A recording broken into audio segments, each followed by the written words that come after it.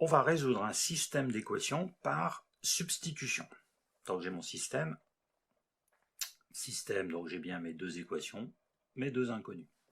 Alors avant de le résoudre, je vais vérifier rapidement que j'ai bien une solution au système. Donc si je l'écris différemment, ça va s'écrire sous la forme 2x plus y moins 7 égale 0. J'ai ajouté moins 7 à chaque membre, donc ici j'ai 0 et là j'ai moins 7. Je fais pareil sur la deuxième équation, donc j'ajoute moins 1 et j'obtiens ça. Donc j'obtiens deux équations cartésiennes de droite.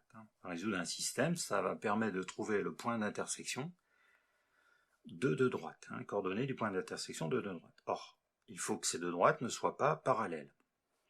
Donc je vais vérifier. Alors, je vais prendre un vecteur directeur de la première équation de la première droite, donc c'est moins BA, donc moins 1, 2, et un vecteur directeur de la deuxième, moins B, 2, 1. Je calcule le déterminant de ces deux vecteurs afin de savoir s'ils sont colinéaires ou pas. Donc, x, y', moins y', moins x', y, moins 2 fois 2. Donc, moins 1, ça fait moins 4, moins 5. Différents zéros, vecteurs qui ne sont pas colinéaires, donc les droites sont séquentes. Maintenant, je vais prendre dans l'une des deux équations, je vais isoler une inconnue. Donc par exemple, dans la première, je vais isoler le y. Donc ça donne y est égal à 7 moins 2x. C'est-à-dire j'ai ajouté moins 2x à chaque membre de l'équation. Donc là, ça ferait 0 et là, moins 2x. Et dans la deuxième, je laisse comme c'était. Du coup, la valeur de y, c'est 7 moins 2x, que je vais pouvoir remplacer dans la deuxième équation.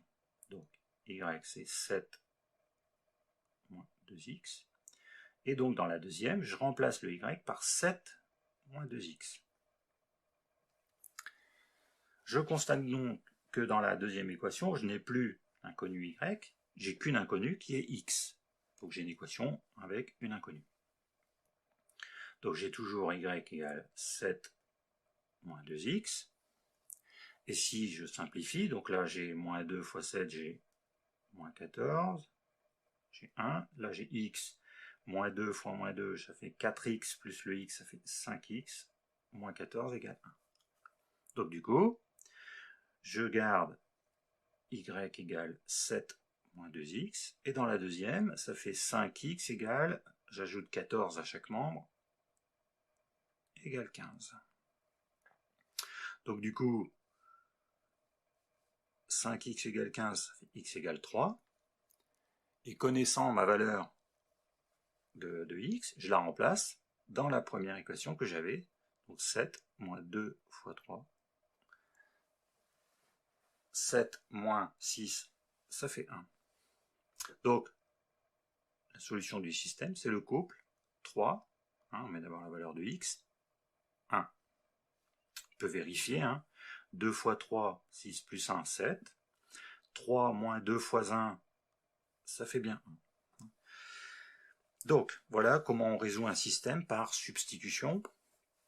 C'est pas forcément la méthode à privilégier, vaut mieux privilégier la méthode par combinaison, parce que dans certains cas, quand les coefficients qu'il y a sur les inconnus ici peuvent être plus compliqués, et du coup on risque d'obtenir, après isolement d'une inconnue, des fractions qui vont faire que le calcul va se compliquer davantage. Alors c'est faisable, ça change pas, c'est pas que c'est impossible, mais ça va compliquer les calculs, donc attention au choix de cette méthode dans les cas simples.